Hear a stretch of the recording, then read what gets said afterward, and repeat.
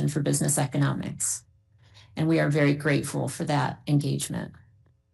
So because of that, we are very pleased to be presenting him today with the Adam Smith Award.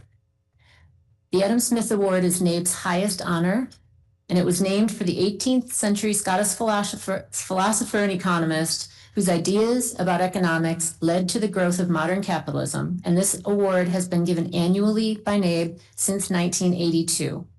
And it is essentially, as one of my colleagues said to me, this is our Hall of Fame.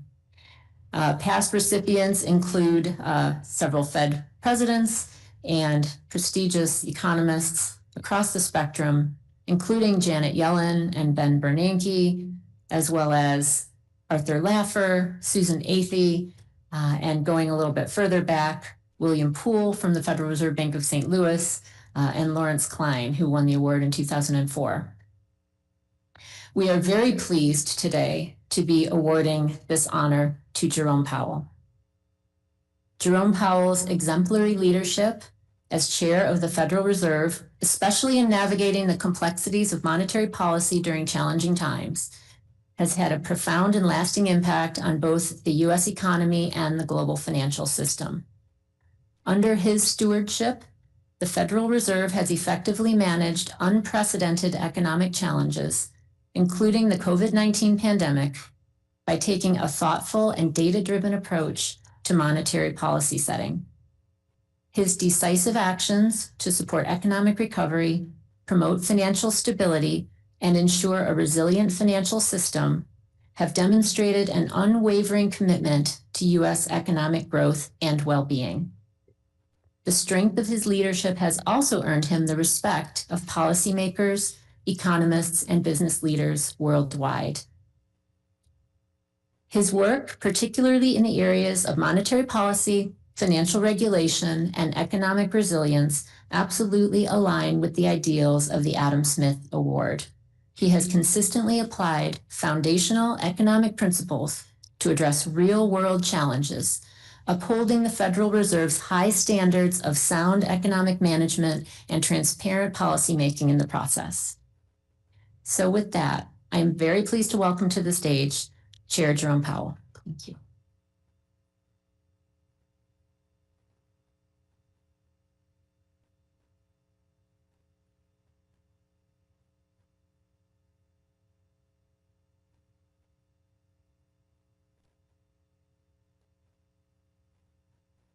Thank you. Here we go. Thank you very much. You got a camera somewhere? I thought we did, but maybe not. There we go. We don't have a camera. There we go.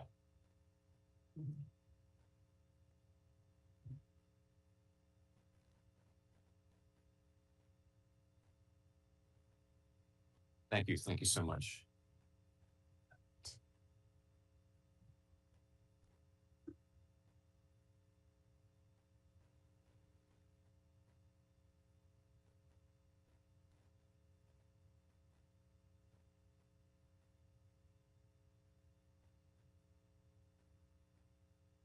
Thank you, Emily. And thanks to the National Association for Business Economics for the Adam Smith Award. It, for me, is an unexpected honor just to be mentioned alongside many of your past recipients, including particularly my predecessors, Janet Yellen and Ben Bernanke. So thank you very much for this recognition. I'll say on a more personal note, I have greatly enjoyed my regular visits to your annual meeting and your conferences. It's really been my favorite venue all these years. It's a place.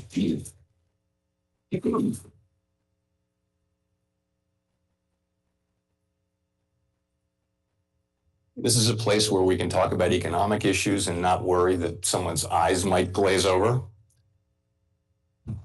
I also appreciate the warm welcome I've always received here. And putting Fed staff aside for a minute, I can't think of a more lovable group of econ nerds anywhere.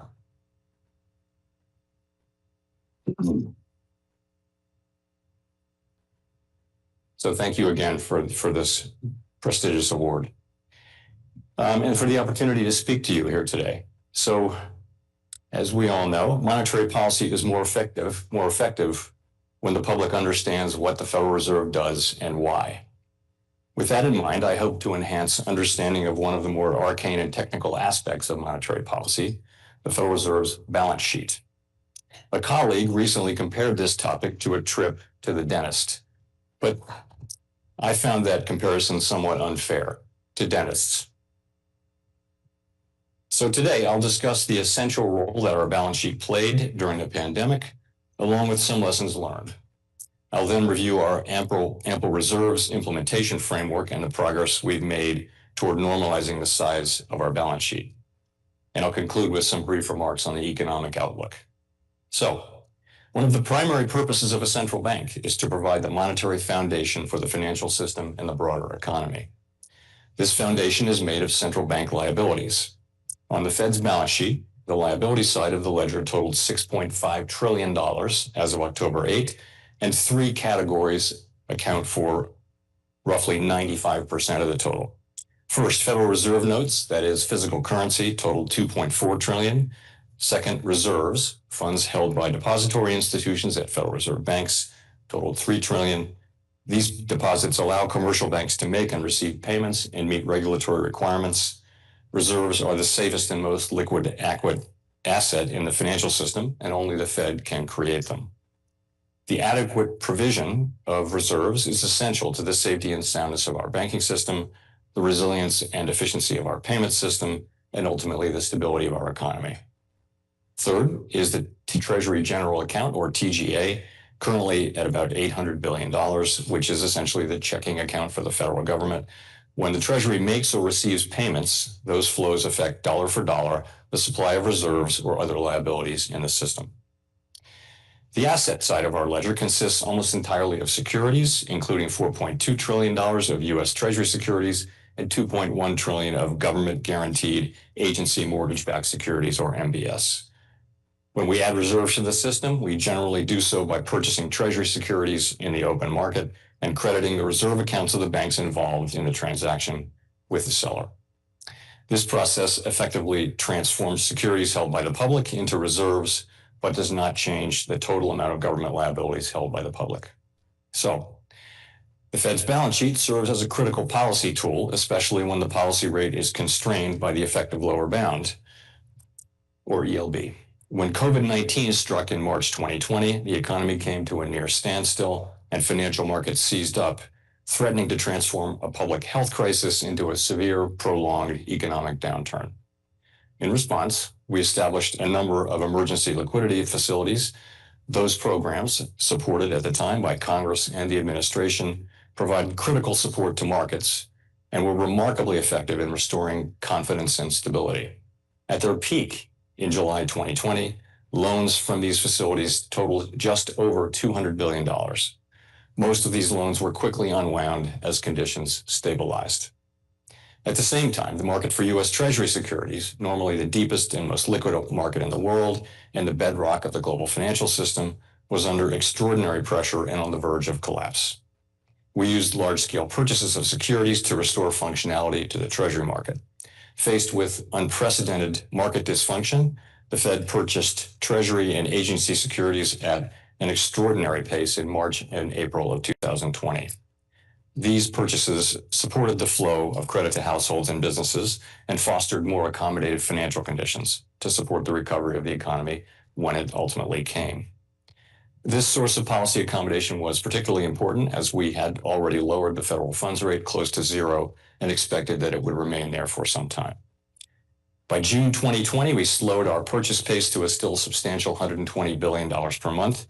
And in December of 2020, as the economic outlook remained highly uncertain, the FOMC said that we expected to maintain that pace of purchases until substantial further progress has been made toward the committee's maximum employment and price stability goals. That guidance provided assurance that the Fed would not prematurely withdraw support while the economic recovery remained fragile amid unprecedented conditions. And we maintained that pace of asset purchases through October 2021.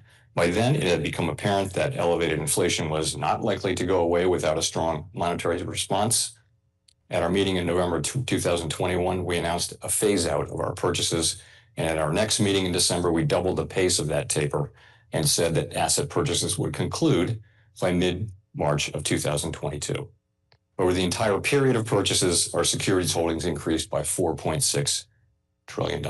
So a number of observers have raised questions, fairly enough, about the size and composition of asset purchases during the pandemic recovery.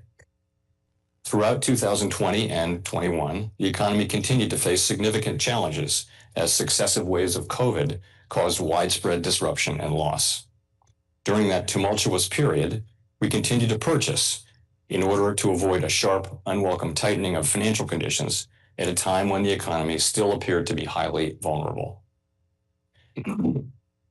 Our thinking was informed by recent episodes in which signals about reducing the balance sheet had triggered significant tightening in financial conditions, and we were thinking of the events of December 2018, as well as the 2013 taper tantrum. Regarding the composition of our purchases, some have questioned the inclusion of agency MBS purchases given the strong housing market during the pandemic recovery. Outside of purchases aimed specifically at market functioning, MBS purchases are primarily intended, like our purchases of Treasury securities, to ease broader financial conditions when the policy rate is constrained by the effective lower bound. The extent to which these MBS purchases disproportionately affected housing market conditions during that period is challenging to determine. Many factors affect the mortgage market, and many factors beyond the mortgage market affect supply and demand in the broader housing market. With the clarity of hindsight, we could have, and perhaps should have, stopped asset purchases sooner. Our real-time decisions were intended to serve as insurance against downside risks. We knew that we could unwind purchases relatively quickly once we ended them, which is exactly what we did. Research and experience tell us that asset purchases affect the economy through expectations regarding the future size and duration of our balance sheet, so that when we announced our taper, market participants began pricing in its effects, pulling forward the tightening in financial conditions. Stopping sooner could have made some difference, but not likely enough to fundamentally alter the trajectory of the economy. Nonetheless, our experience since 2020 does suggest that we can be more nimble in our use of the balance sheet and more confident that our communications will foster appropriate expectations among market participants, given their growing experience with these tools. Some have also argued that we could have better explained the purpose of asset purchases in real time.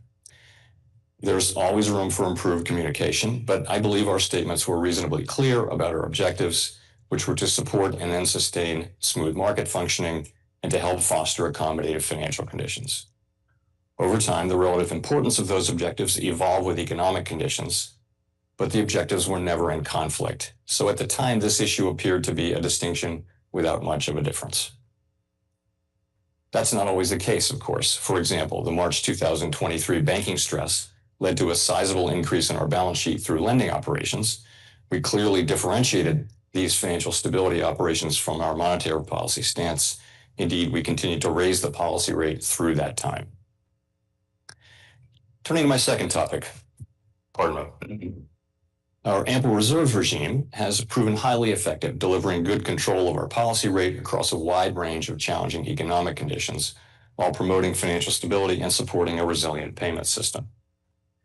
In this framework, an ample supply of reserves ensures adequate liquidity in the banking system, and control of our policy rate is achieved through the setting of our administered rates, interest on reserve balances, and the overnight repurchase rate. Reverse repo rate, rather. This approach allows us to maintain rate control independently of the size of our balance sheet. And that's important given large unpredictable swings in liquidity demand from the private sector and significant fluctuations in the autonomous factors affecting reserve supply, such as the TGA. This framework has proved resilient whether the balance sheet is shrinking or growing. Since June 2022, we've reduced the size of our balance sheet by $2.2 trillion, from 35% to just under 22% of GDP, while maintaining effective interest rate control. Our long-stated plan is to stop balance sheet runoff when reserves are somewhat above the level we judge consistent with ample reserves conditions. We may approach that point in coming months, and we are closely monitoring a wide range of indicators to inform this decision. Some signs have begun to emerge that liquidity conditions are gradually tightening, including a general firming of repo rates, along with more noticeable but temporary pressures on selected dates. The committee's plans lay out a deliberately cautious approach to avoid the kind of money market strains experienced in September 2019. Moreover, the tools of our implementation framework, including the standing repo facility and the discount window, will help contain funding pressures and keep the federal funds rate within our target range through this transition to lower reserve levels. Normalizing the size of our balance sheet does not mean going back to the balance sheet we had before the pandemic. In the longer run, the size of our balance sheet is determined by the public's demand for our liabilities rather than by our pandemic-related asset purchases. Non-reserve liabilities currently stand about $1.1 trillion higher than just prior to the pandemic, thus requiring that our securities holdings be equally higher. Demand for reserves has risen as well, in part reflecting the growth of the banking system and the overall economy. Regarding the composition of our securities portfolio, relative to the outstanding universe of Treasury securities, our portfolio is currently overweight longer-term securities and underweight shorter-term securities. The longer-run composition will be a topic of committee discussion. Transition to our desired composition will occur gradually and predictably, giving market participants time to adjust and minimizing the risk of market disruption. Consistent with our longstanding guidance, we aim for a portfolio consisting primarily of Treasury securities over the longer run. Some have questioned whether the interest we pay on reserves is costly to taxpayers. In fact, that is not the case. The Fed earns interest income from Treasury securities that back reserves. Most of the time, our interest earnings from Treasury holdings more than cover the interest paid on reserves, generating significant remittances to the Treasury. By law, we remit all profits to the Treasury after covering expenses. And since 2008, even after accounting for the recent period of negative net income, our total remittances to Treasury have totaled more than $900 billion.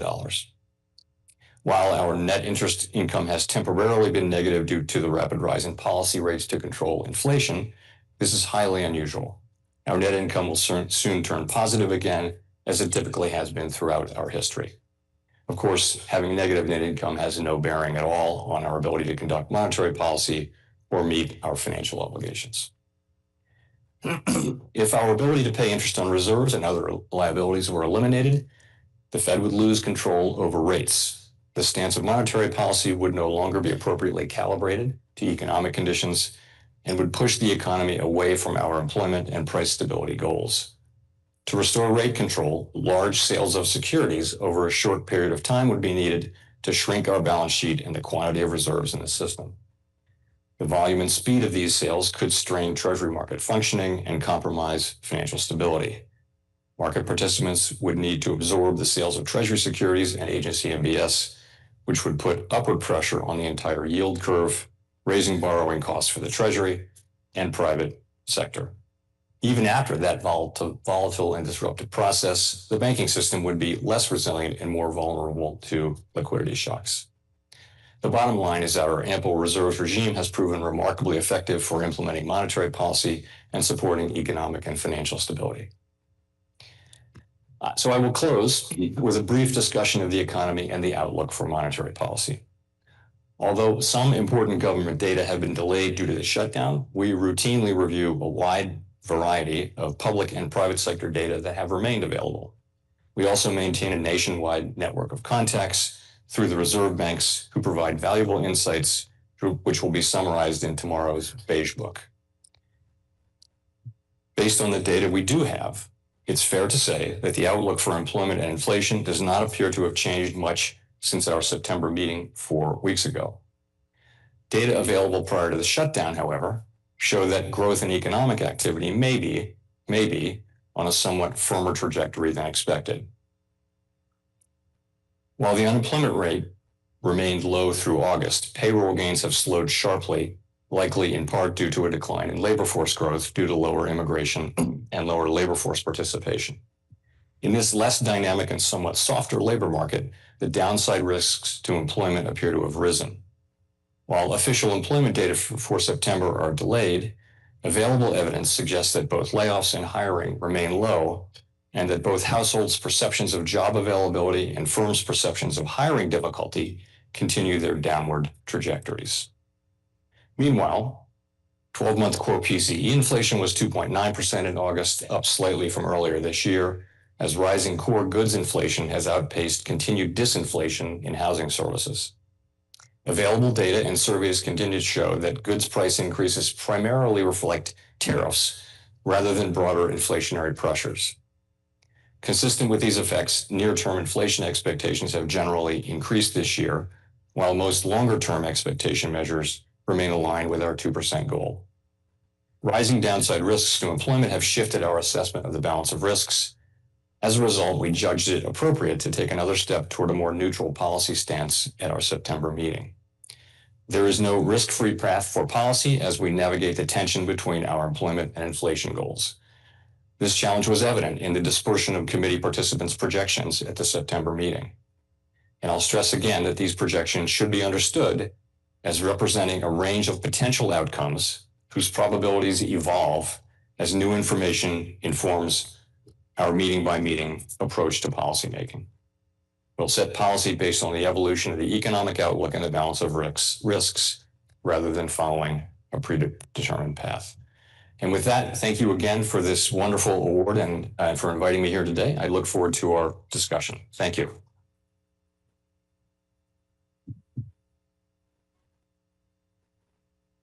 You need your iPad? No, I didn't.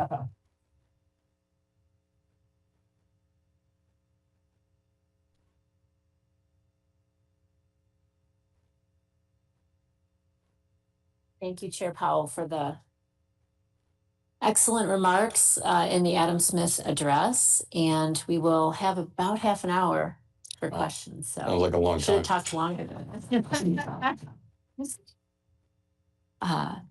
So let me start with, before I go to some of the questions coming in from the audience, and do use the Connect app to generate those.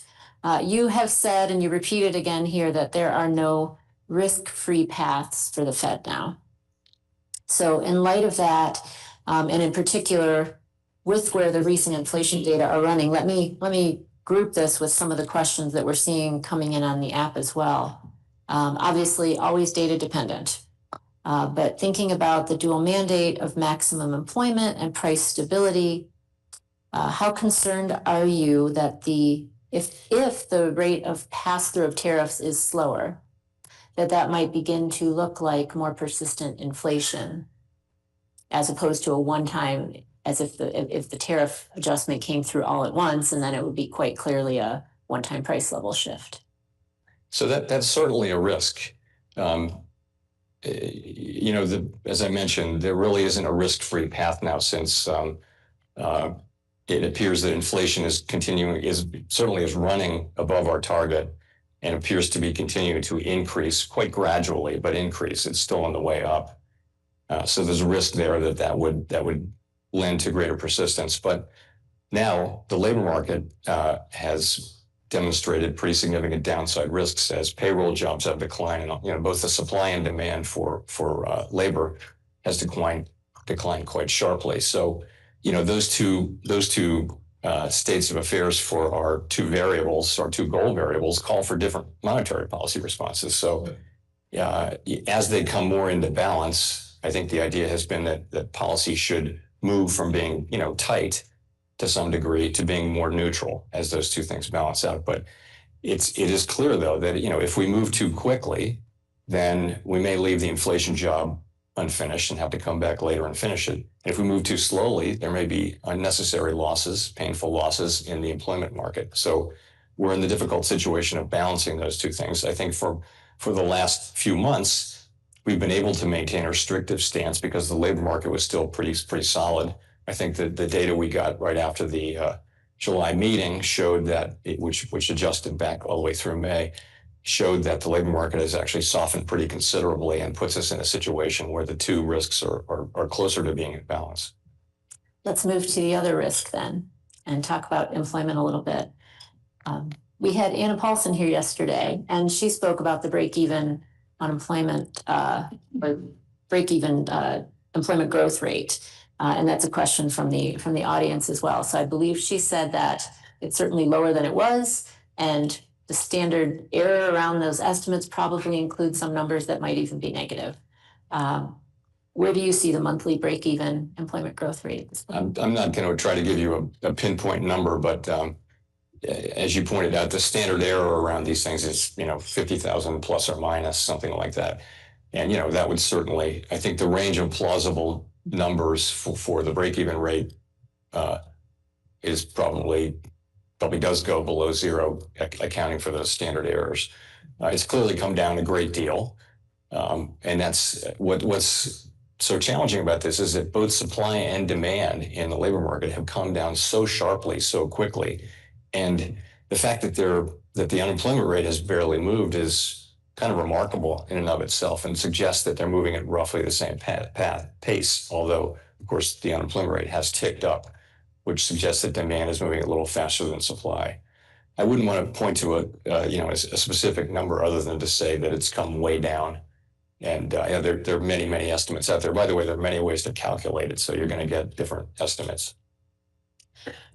We're certainly in a volatile and changing environment. So one question I have is whether you see any changes in the transmission mechanism of monetary policy actions. So when we speak of long and variable lags, as we do, are those changing? And in particular, do you think there might be any difference in the impacts of policy on inflation versus employment? Is one changing more than the other? That's like 2 or 3 questions, so I might have to come back to you. That's right. So on transmission, there, in theory at least, I see 2 things. One is, what we say and the actions that we take on monetary policy and how quickly that gets into financial markets. So if you go back to when I was in college, that part would have taken, weeks, months probably. And now that part happens essentially instantaneously. But the rest of it, once it's in the financial markets, how quickly does it affect economic activity, unemployment, employment, inflation, et cetera? I think that's more dependent on the conditions in the economy. For example, if you take the group of people who had extremely low rate mortgages, right? And if you can cut rates, but they're a long way down, and they're sort of in a place where it's going to be expensive to take out a much higher rate mortgage, even assuming significant numbers of cuts. So that has probably blunted the transmission of lower rates into that part of the economy.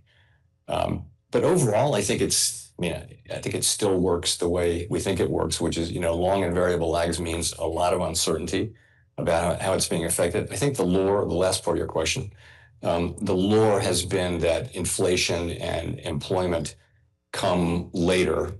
The first decisions are purchasing decisions, hiring decisions, and things. Well, purchasing decisions, can be affected probably more quickly. But then those would eventually affect employment and inflation. So longer lags are the research generally shows longer and longer lags for employment and inflation. And I guess the variable part of that comment does give us a bit of cover. A lot of uncertainty. So you spoke about the adjustments or the challenges that you're facing with some government data not currently being published. Beyond the headline unemployment rate, which we're not going to see right away, what other labor market indicators are you monitoring most closely to gauge that side of the mandate? So I think everyone's looking at the same non-government data. So there's a set of non-government data around, or non-federal government data around labor markets. For example, state level unemployment, claim reports. You can add those up and get a pretty decent estimate, and that's a really good one. There's also ADP has its data and employment. So in the employment space, there's some plausible data. I will say generally the private data, the alternative data that we look at, is better used as a supplement for the underlying governmental data, which is the gold standard, and it won't be as effective as the main course as it would have been as a supplement. So we don't expect that we'd be able to replace the data we're not getting. So I think in job, in employment space, there's some pretty good substitutes, less so in inflation space and in economic activity space. And also they're just, they're different private data providers use different universes and different levels of rigor in their data analysis. So, we're looking at lots of things, and we're going to make our decisions according to the FOMC schedule. But I think it will be a lot better once we start getting, for example, the September employment report is going to be a very important report, and we're not on track to have that. There would still be time for us to get that. We will get, of course, the September inflation, the CPI and PPI reports. So that's a positive. But we don't comment on fiscal matters, but from our standpoint, we'll start to miss that data, and particularly the October data. If this goes on for a while, they won't be collecting it, and it could become more challenging. You used the term gold standard, and you didn't mean it in this context, but I'm going to pivot here because there's a question from the audience that's getting a lot of upvotes. So one of your predecessors, Alan Greenspan, used to view the price of gold as an indicator of inflation risk. So in that context, how do you view the rally that we've seen in gold? And if you want to throw in Bitcoin, you can comment on that too. I'm not going to comment on any particular asset price, including that one. And I think we think of inflation as driven by fundamental supply and demand factors, and it's not something we look at actively. Fair. The September projections, we saw revised GDP growth projections revised upward for both 2025 and 2026. Now, sometimes it's just an issue-to-issue thing, but how do you reconcile that projection of stronger growth with what we're seeing in terms of a likely weakening labor market? So even subsequent to the September SEP, we've seen economic activity data which are surprising to the upside. And as I mentioned in my remarks, so you do have a bit of a tension there between the labor market data that we see, very low levels of job creation, and yet people are spending. So economic activity is strong, and it's we're going to have to see how that plays out. Right now, of course, we're not getting any new government data on that, any new federal government data on that, but it does create, of course, if economic activity were stronger, then that would tend to support labor market activities and hiring. So we'll have to see how that works out. Another topic that has permeated the conference over the last 2 days has been AI. So as the Federal Reserve, like all of us, grapple with the implications of generative AI, what plans are in place to assess its long-term impact on productivity, implications for labor markets, and overall economic stability? And does that present any new risks to monetary policy or financial stability? So you're right. We're doing what other people are doing, which is reading all the things so many researchers are working on AI now. It's just amazing. And so we follow all of that. We also have people at the Fed who are doing lots and lots of research on AI. And, in terms of, it's just such early days to be looking for the kind of things that will happen. So, the question of productivity, it was Robert Solow who said that technology is showing up everywhere, but in the productivity data. So this could be the same kind of thing where it's there, but it takes a long time kind of to show itself, because you would think of another big technological advances potentially raising productivity, but I think it's early to say that we're seeing it. Also, you're seeing, I think some researchers have found effects on hiring from AI for entry-level people and for coders and things like that. So there's probably some of that out there, but it's just so early to say what it will be. We also monitor very carefully what public companies are saying. Increasingly bold statements from mainly large private companies on things that they think they can do across their whole business area with AI, and either sort of freeze hiring where it is or reduce hiring. And I think pretty aware of what the potential outcomes are, but the range of potential outcomes is very broad. I will say, in terms of what the Fed can do, you know, we deal with supply and demand. You know, we have interest rate and we also do regulation, that kind of thing. But if what's needed is greater education and skills, I mean, I've always liked the model that you know, technology can work for everybody as long as everybody's getting the skills and aptitudes they need to use that technology. This is Golden and Katz, you know, their work, which they actually spoke about at Jackson Hole this year, but it's a 20-year-old book that they wrote. So we can't do that. That's not something the Fed can do. We also can't address the potential societal disruptions that could happen, you know, potentially, you know, if there's really significant job loss. So there are a lot of, I mean, we're the least of it. There are potentially really significant implications for people in the labor force. And I think we're all speculating about what those might be, but it's only the beginning of this story. Yeah. Looking at some of the other questions that are getting upvoted, and you can get as far into the weeds as you want, but you know this is where people want to go. So let me try this one. As you think of the appropriate level of reserves in the system, what indicators are most important? Is it the price of money, so repo levels, or the volume of borrowings from the Fed, like the discount window, and so on?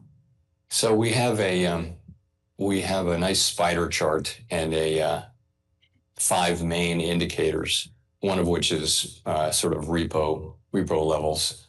And I think overall what they're showing is that we're still at ample reserves.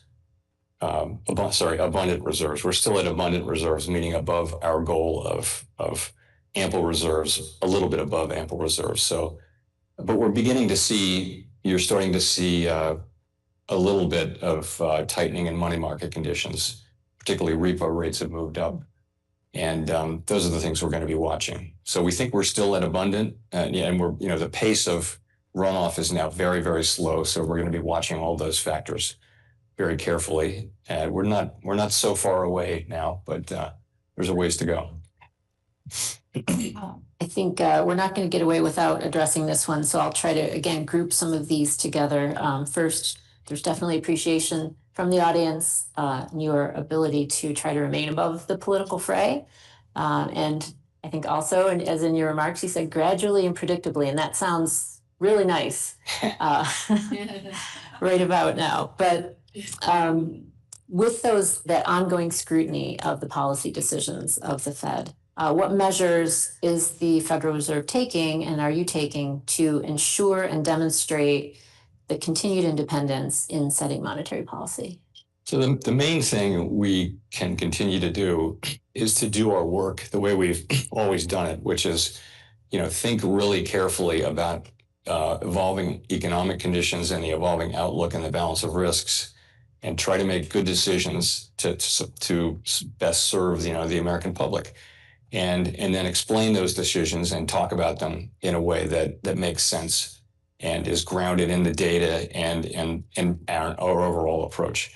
I think we're going to keep doing that, and as long as we're doing that, people will be able to tell. If we start doing something else, I think people will be able to tell that too. But that's just not something we're ever going to do. We're always going to keep doing our work. We don't engage in back and forth with people. It's just not that gets to be political sort of right away. So we just do our work and do it as best we can. I mean, overall, I would say the Fed comes through the last, if you think about it, go back to the beginning of the global financial crisis. We've had 2 world historical crises back to back, essentially. And the U.S. economy, it's been quite a ride for the U.S. economy and for American citizens, but we've come through it as well or better than any other country in the world. And we had to innovate and did innovate. There was really no choice. We can look back now and as I did today and second guess ourselves, which is only appropriate. That we've been doing it for 10 years. Since I got to the Fed 12 years ago, we were already doing a lot of that. So that's an ongoing process. But I think if you take a step back, the Fed isn't a government agency that does a good job for the public that it serves, and that is our only goal. And I think we do it pretty well. Don't look for perfection. these are close calls that have to be made in real time. But I guess that's what I would say. It's fantastic. And in that context, then internally to the FOMC, how important is it that you have consensus on it? I mean, we're economists. We understand the value of spirited debate, and but is that important in terms of communicating the results and the decisions of the committee? I mean, consensus is great, but I mean, the most important thing of all is to get it right. And that you come to places, not very commonly, but sometimes you come to places where people are going to have different views, and this is one of them. You have a situation here where literally inflation's above target and gently rising. The labor market is subject to pretty clear downside risks. What do you do? How do you think about that? That's not a problem that you face very often in central banking or in the economy. And people are going to have different weights and different risk aversion and different risk appetites on those things. It would be kind of surprising if you had no debate over those things. So we have a healthy debate going on. I think it's very healthy. I think the meetings that we've been having are as good as any we've had, in terms of people sincerely, giving their absolute best argument for their positions, but they're different positions. That's, I mean, when I was an investor, I always felt like the most dangerous thing is if everybody agreed on something, because you need someone to come in and try to explain why this is a terrible idea. Hopefully somebody really smart. And that would give you the ability to really test your thinking. So I think that's a healthy discussion that we're having right now. And I'm not at all surprised that we have people across the board. I do think we also, as an institution, do try to come together around a central answer. And that's, of course, part of what I try to do is find an answer that will attract as much support as possible. Absolutely. I know you probably won't want to comment in great detail on global conditions, but there are a few questions around that and what that implies for U.S. monetary policy, and also just looking at the interest rate differentials between the U.S. and other advanced economies, and how long that could persist, and is there a risk there? Sorry, the interest rate differentials between the U.S. and other advanced economies. Yeah, I mean, we set interest rates according to, the place where our economy is domestically, taking into account the international aspects of our economy. So again, it's not surprising. I mean, you could name many, many factors, but, for example, tariffs are clearly more disinflationary for countries that are subjected to them, and they're more, I wouldn't say heavily inflationary, but there's some inflationary pass-through to consumers from countries that are putting tariffs on. So there's a very different monetary policy response potentially just in that. So, I think we need to set, as every other central bank does, they're setting rates in whatever their remit is geographically, and they're going to be different answers. It's not unusual. So we have a large number of young economists in the audience today. Could you talk a little bit about, as we look back, and it's a momentous award, it's a nice time to reflect. If you looked back on your early career and your early goals, how do you think that young Jerome Powell would view where Jerome Powell is sitting today as chair of the Federal Reserve? Surprised. No, I would say, so what I would tell young economists is you've chosen a great profession, a tremendous profession. You're getting the tools to analyze public policy and what works and what doesn't work and what should be expected to work and wouldn't and why. And also what's the state of the economy. And guess what? It's not just hard, it's basically impossible. But it's a very, very difficult thing, but it yields itself up over time. And it's just an incredibly important subject that carries the capability to do really good things for the general public, who may not feel great gratitude toward economists, but sometimes. But no, it's really important. You've made a great choice, and I would say wish you the best of luck. Thank you. Agree.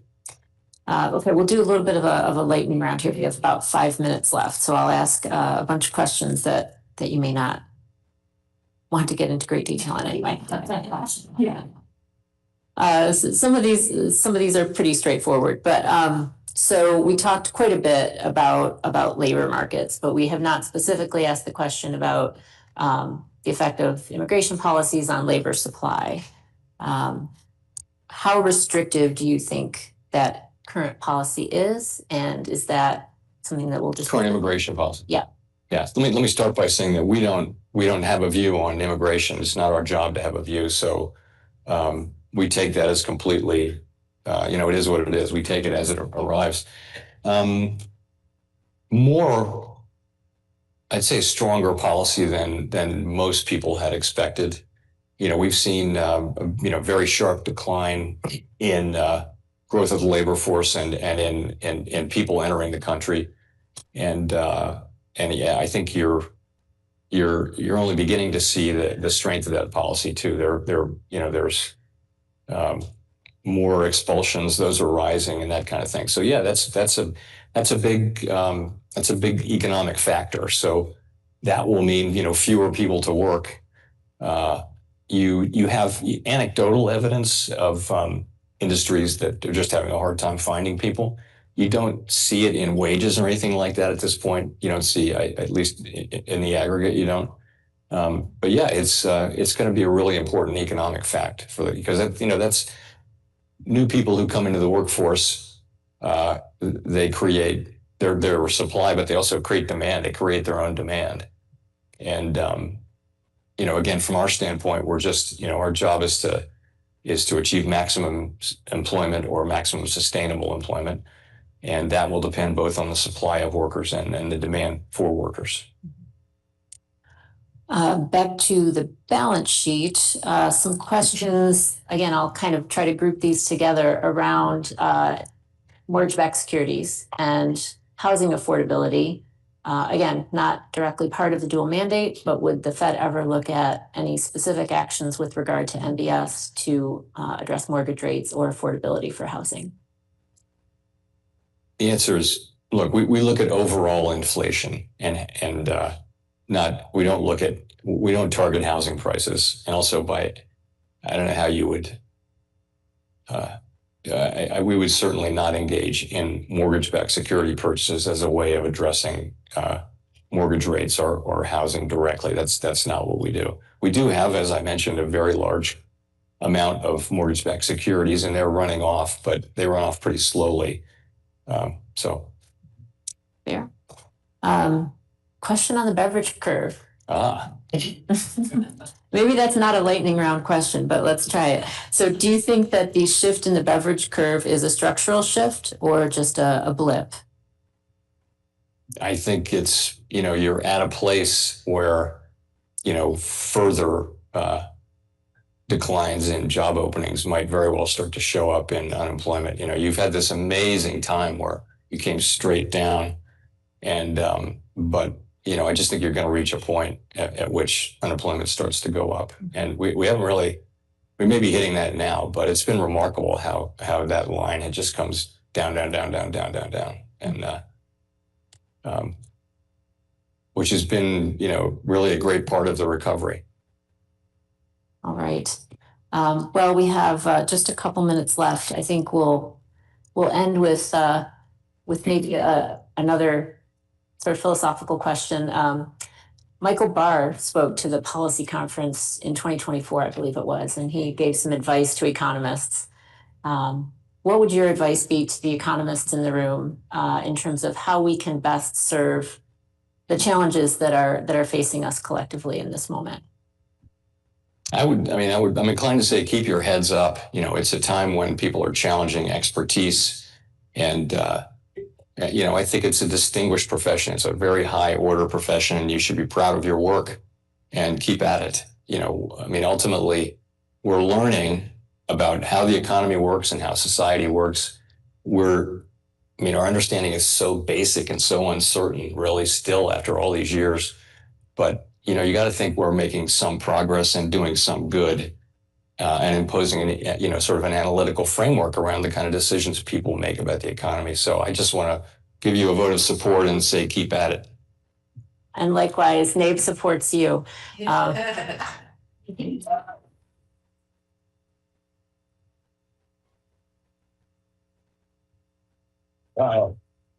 Are we done?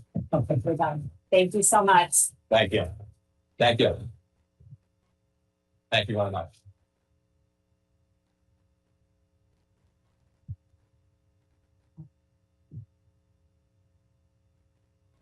Nice.